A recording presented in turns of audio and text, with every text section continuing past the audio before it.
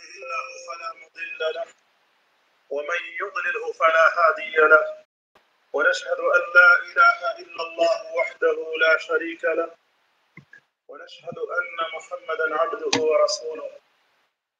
أما بعد، إن الله وملائكته يصلون على النبي يا أيها الذين آمنوا صلوا عليه وسلموا تسليما.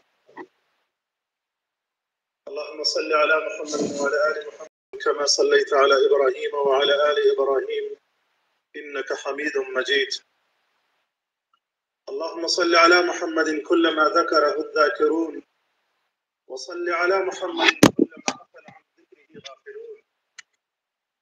اللهم لا علم لنا إلا ما علمتنا إنك أنت العلام الغيوب. رب اشرح لي صدري ويسر لي أمري واحلل عقدة من لساني يفقه قولي.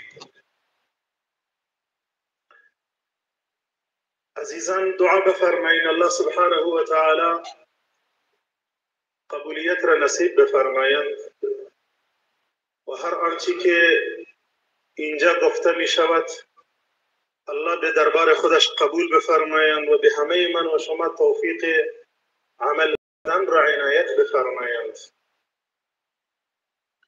و الله سبحانه و تعالی کلمات را به زبان این حقیر جاری بفرمایند که موجب رضایت و خوشنودی او سبحانه و تعالی می شود. عزیزان، در سال 9 هجری رسول الله صلی الله علیه و سلم شخصی را به نام عقبه بن ولید برای جمع آوری زکات پیش قبیله بنی مصطلق روان کردند. وقتی ولید به نزدیکی های قبیله بنو مصطلق رسید، وقتی که اهالی قبیله خبر شدند که نماینده رسول الله می آید، همه از قبیله برآمدند به خاطر استقبال ولید بن عقبه.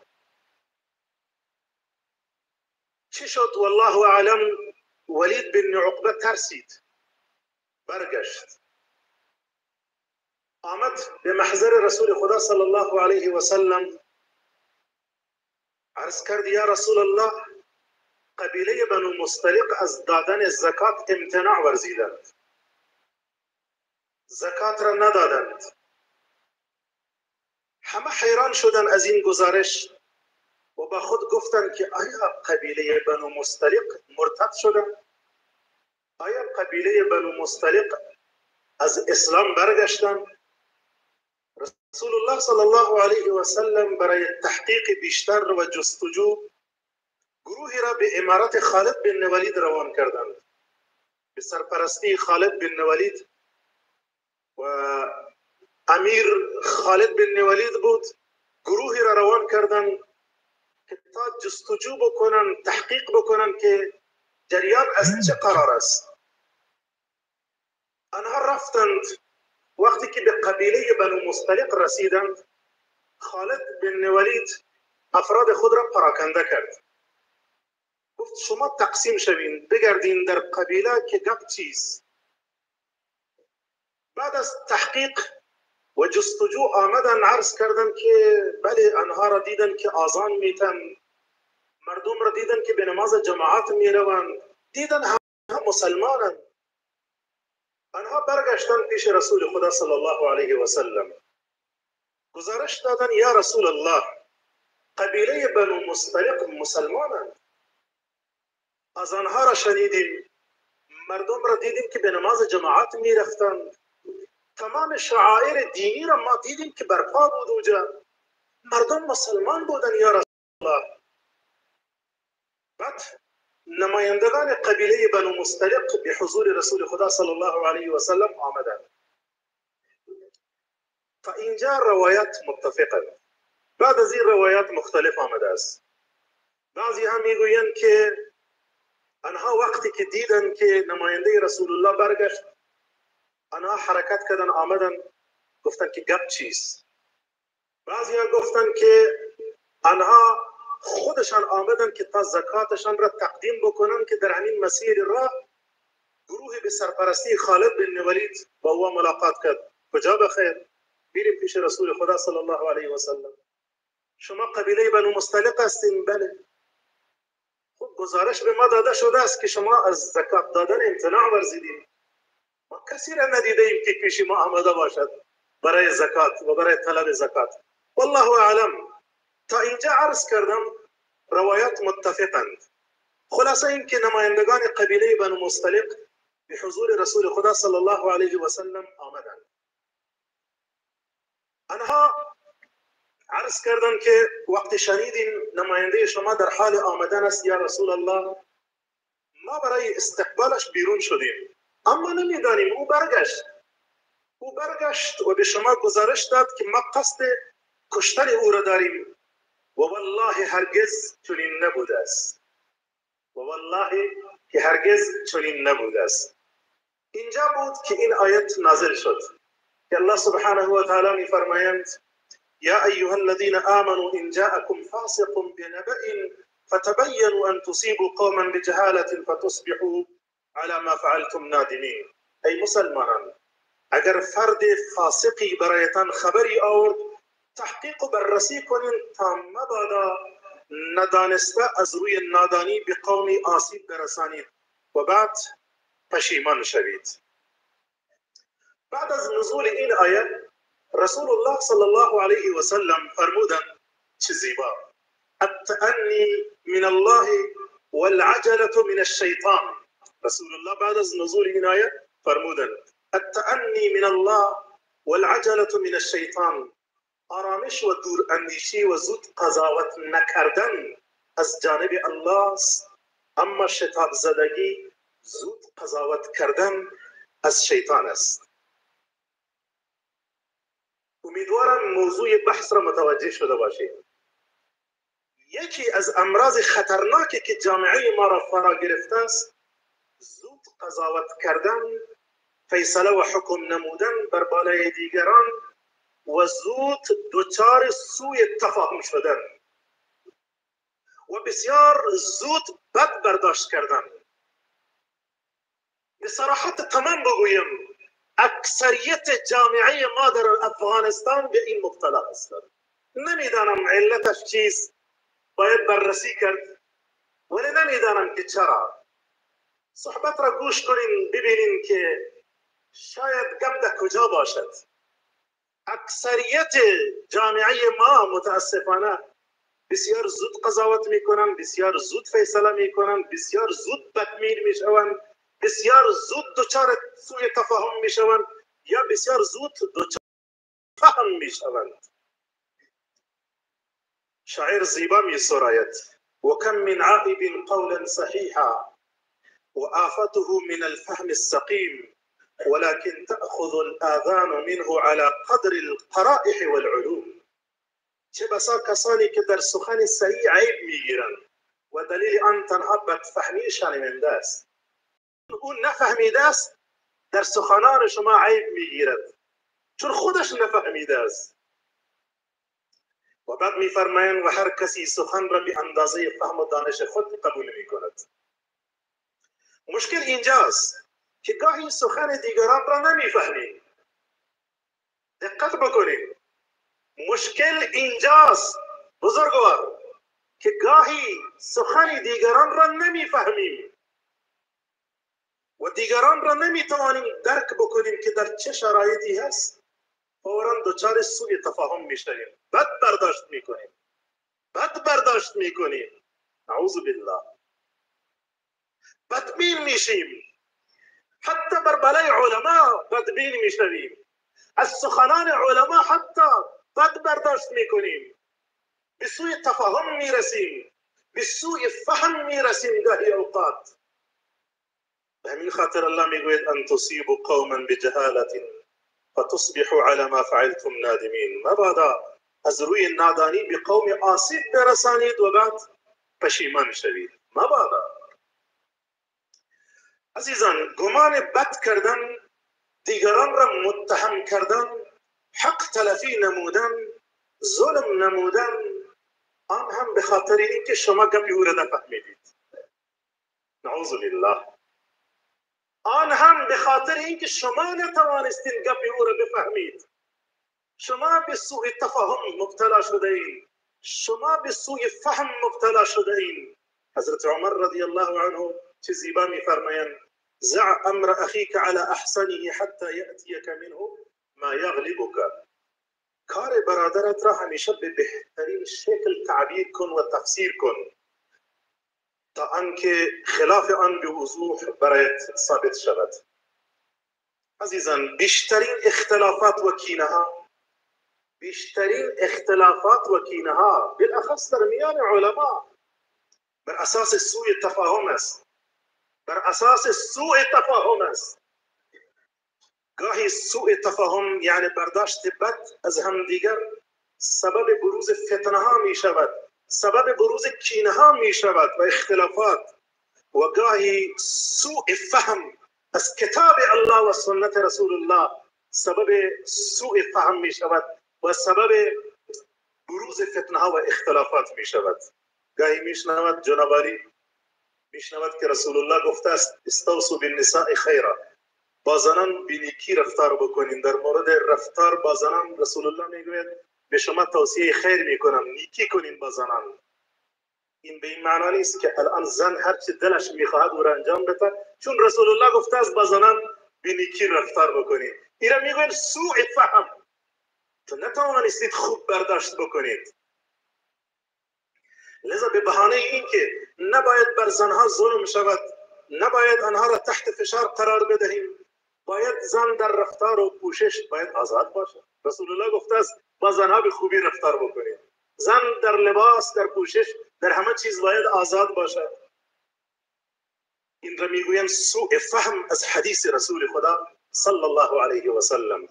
لذا علما آنچه که دین را فاسد میکند، دقت کردید، آنچه که دین را فاسد میکند سوء فهم است، بد برداشت کردن از نصوص است، از آیات و احادیث بد برداشت کردن این دین را فاسد میکند. بد برداشت نمودن، بد فهمیدن گاهی سبب از بین بردن روابط خویشاوندی و دوستی می شود. بسیاری از روابط خویشاوندی که از بین رفتند، شما با پسر عموها و پسر خالهایی که با همراه او الان اختلاف دارید برمیگردد به همین سوء تفاهم یا سوء فهم. و گاهی هم سوء تفاهم یا سوء فهم سبب بروز دشمنی ها شده است، سبب بروز کینه ها شده است. زن و شوهر گاهی اوقات گپ هم دیگر را نمیفهمند. زن و شوهر، زن گپ میزند اما شوهر بد برداشت میکند، شوهر گپ میزند زن بد برداشت میکند. ناجایز است، حرام است. چرا باید چنین برداشت بکند؟ و یا گاهی اوقات در میان دو برادر سوء تفاهم پیش میاد، در میان دو خواهر گاهی اوقات سوء تفاهم پیش میاد، گاهی در میانشان طوری می شود که اختلاف کینه سالها با هم دیگر گپ نمیزنند. چرا تو چنین گفتی؟ چرا تو چنین رفتار و چنین گفتاری را داشته اید؟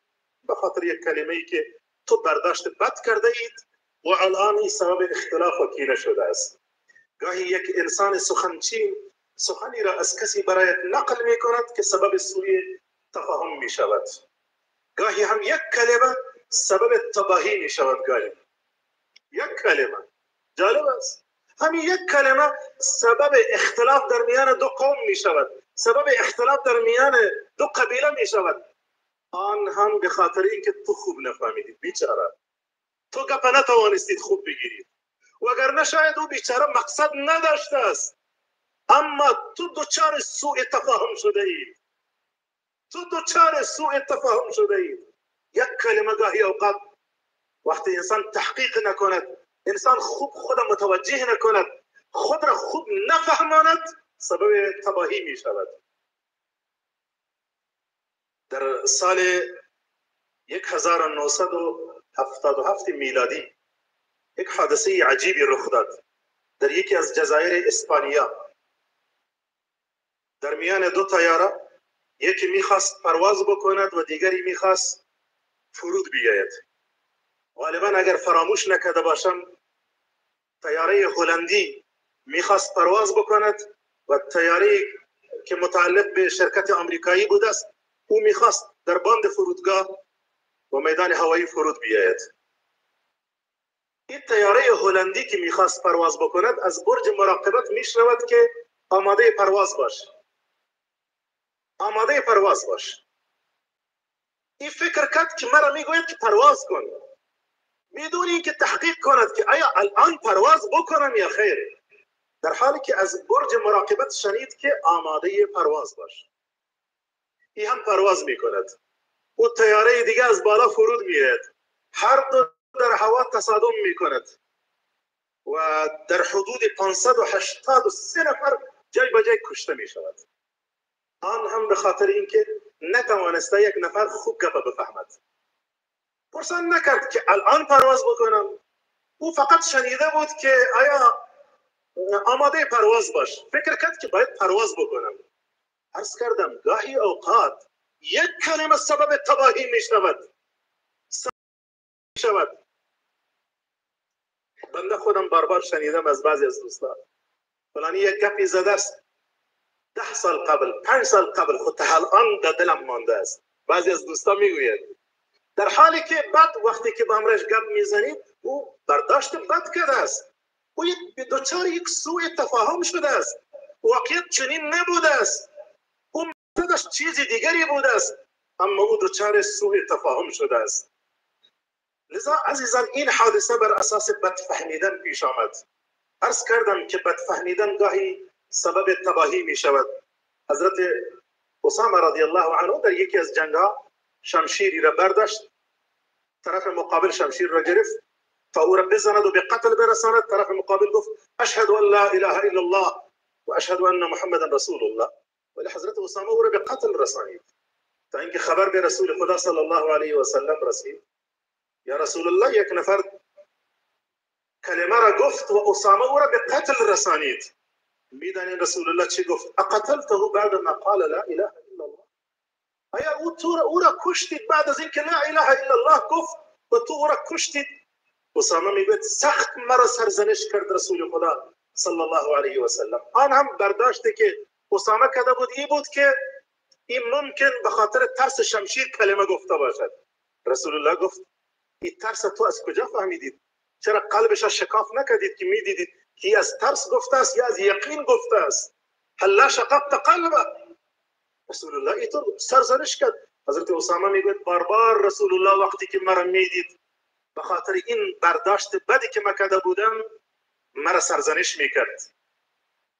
و دیگه اینکه ما هم باید کوشش بکنیم که نباید برای کسی سوء تفاهم پیش بیاید، نباید یک کلمه را بگوییم که سبب سوء تفاهم بشود و برداشت بد شود.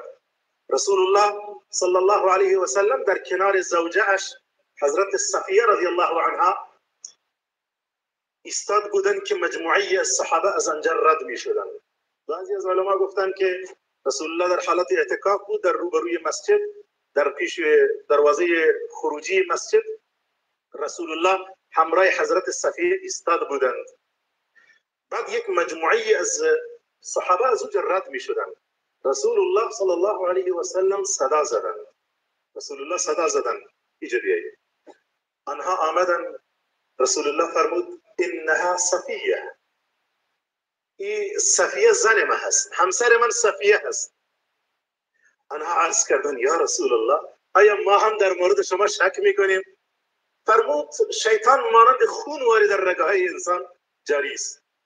ببینید رسول الله اینجا اجازه ندادن کسی به سوء تفاهم برسد که بعد حکایت بکند که بله ما خود امروز رسول الله را در یک جای خلوت به همراه یک زن دیدیم. این اجازه را رسول الله ندادن که کسی دچار سوء تفاهم بشود یا بد برداشت بکند. لذا نهایت کوشش بشود که کسی از سخنانتان از رفتارتان بد برداشت نکند. اینجا رسول خدا پیش روی یک سوء تفاهم را گرفت. اما چه وقت انسان به سوء تفاهم گرفتار می شود؟ چه وقت انسان بد برداشت می کند؟ بعضی هم میگوید که ما آدمایی هستیم بسیار بدگمان. بسیار بد برداشت میکنیم، بسیار زود به سوی تفاهم میرسیم. چه وقت اتفاق میافتد؟ یکی از اسباب سوء تفاهم جهل و نادانی است. انسان جاهل بسیار زود برداشت بد می، انسان جاهل بسیار زود بدبین می شود. خوب دقت بکنید.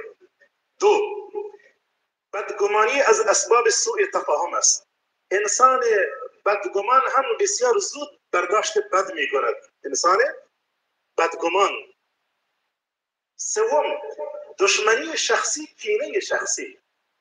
بعد به کسی کینه شخصی دارین، دشمنی دارین، بعد به محض اینکه یک کلمه از دهن او برآید شما فوراً برداشت بد میکنین. این برمیگرده به خاطر اینکه تو یک عقده‌ای در دل داری، یک کینه دارین، دشمنی دارین. و اگرنه او بیچاره اینطور سخنی را نگفته است که تو اینقدر پریشان شده ای. دیدین بعضی بسیار زود آشفته میشوند، نگران میشوند، پریشان، فلانی چرا این گپ زد. برادر تو ممکن خودت مشکل دارید، کینه‌ای در دل دارید، عقده‌ای نسبت به فلانی دارید که به اینطور زود دچار سوء تفاهم شدین و بد برداشت کردین. چرا؟ چهارم از اسباب و علل سوء تفاهم کمبود عقل است.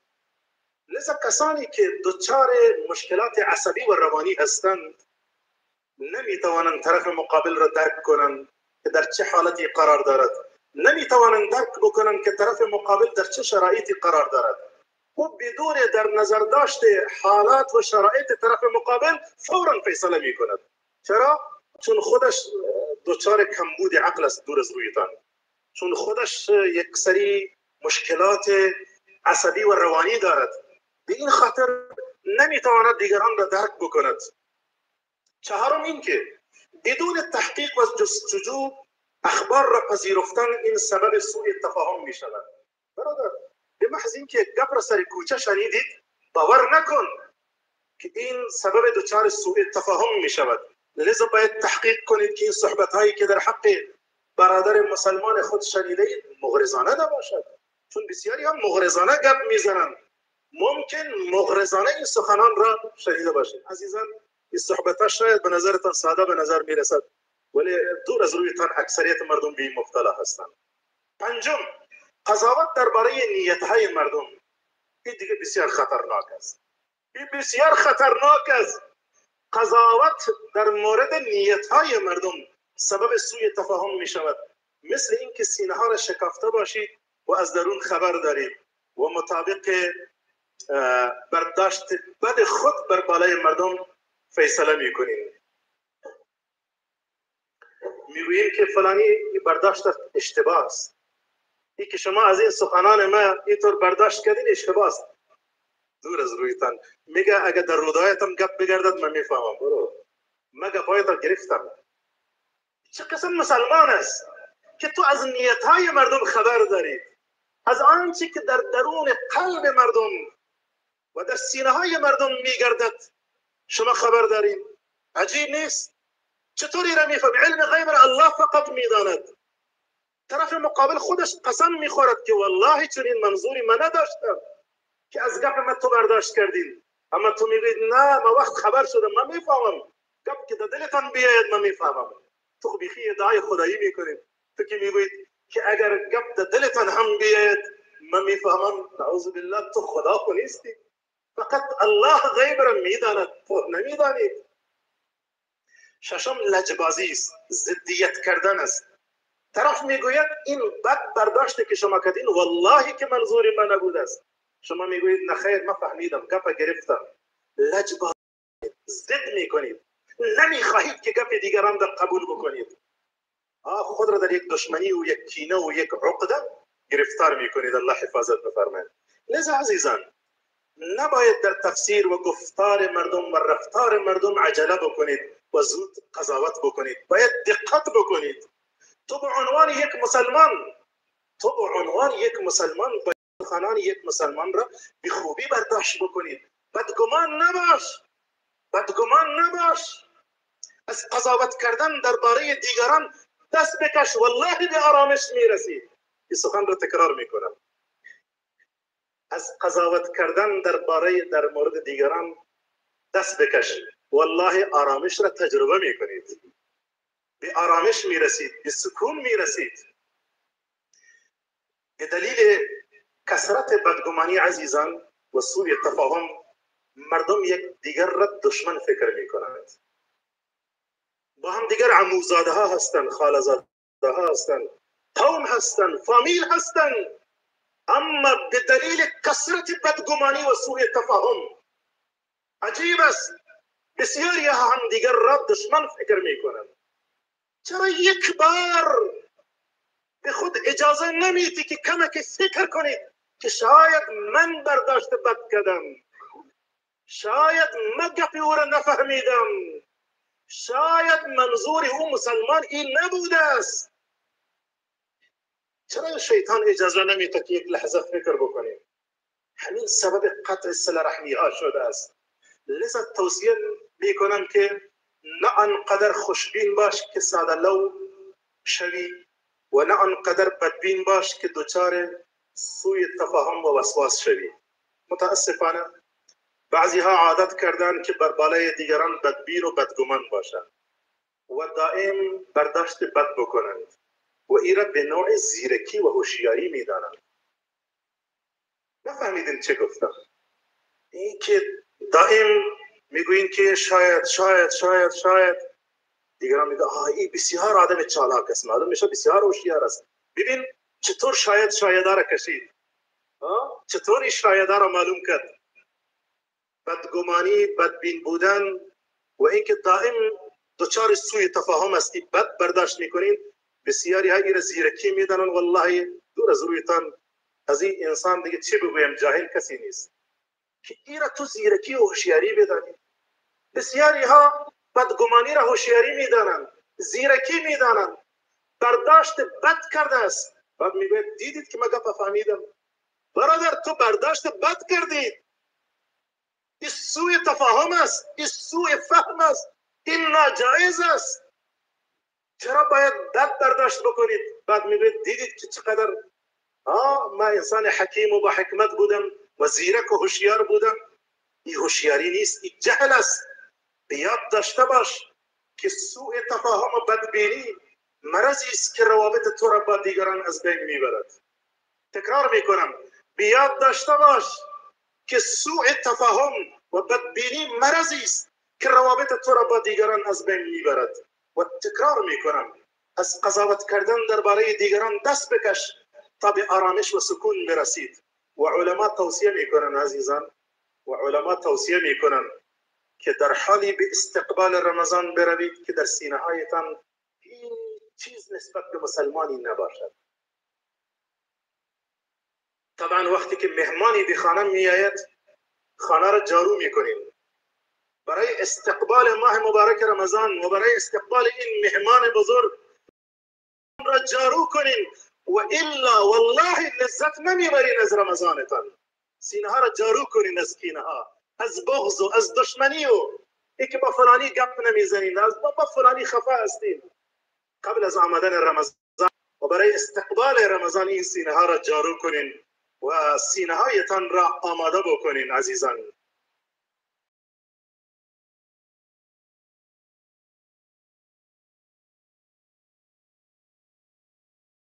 طرف مقابل مقصر باشد، اما توصیه‌ای که میکنم چه شما مقصر باشین یا نباشین، اگر احیانا سوء تفاهمی پیش آمده است، جرأت معذرت خواهی را داشته باش. علاج سوء تفاهم است. الان شاید همه تان منتظر هستین که خب تا اینجا مرض را شما گفتین، اما علاج چیست؟ آنچه که بنده فکر کردم همین چند روز در مورد این موضوع فکر میکردم، تنها راه علاج این است که تو جرأت معذرت خواستن داشته باشی. برداشت بد کردید، فوراً برو بگو برادرم نفهمیدم، صحبتهای شما را نتوانستم درک بکنم، یا شرایطی که تو در آن بودی من نتوانستم درک بکنم. در آن شرایط شما خفه بودین، ناراحت بودین، سخت یک فشار آمده بود سرتان، یک کلمه را از زبانتان برآمد، من برداشت بد کردم، من معذرت میخواهم. به خود اجازه ندهید که در هر کلمه‌ای که از دهن مردم خارج می شود فوراً شما قضاوت بکنین و دچار سوء تفاهم بشوین، فوراً دست تکفیر و تردید بزنین و رابطه خود را قطع بکنین، بلکه گاهی مردم را معذور بدن. ممکن در اثر ناراحتی و یک کدام غم، یک کدام فشار، یک کدام مشکل دنیوی در آن لحظه ممکن این سخن را او گفته باشد و شما دچار سوء تفاهم شده باشید. نباید برداشت بد بکنید. ابو قلابه رحمه الله می فرمایند اگر درباره برادرت چیزی بدی به تو رسید تا می توانی برایش عذر بیاور. اگر چیزی از جانب برادرتان به شما رسید که شما بد برداشت کردین، یا اینکه به سوی تفاهم دچار شدین، یا اینکه به نوعی دلتان بد شد، هر چقدر که می توانید برایش عذری بیاور. و اگر نتوانستید عذری را بیاورید، توجه بکنید، اگر نتوانستین عذری را برایش بیاورید یا عذری را برای او داشته باشید، بگو که هنوز علم ما به آن نرسیده است. او عذری دارد خو علم ما به آن نرسیده است. او معذور است. ممکن این سخن را، این رفتار و این کردارش بر اثر یک عذر باشد. خب من علمم به اون نرسیده است، من نمیفهمم، من او را درک نمیتونم بکنم. شاید معذور بوده باشد، شاید در این لحظه دستش بند بوده باشد، در تلفن مرا این قسم جواب داد، شاید در این لحظه فکرش نبوده است، مرا ندید، سلام خوب نکرد، فکرش جای مصروف بود.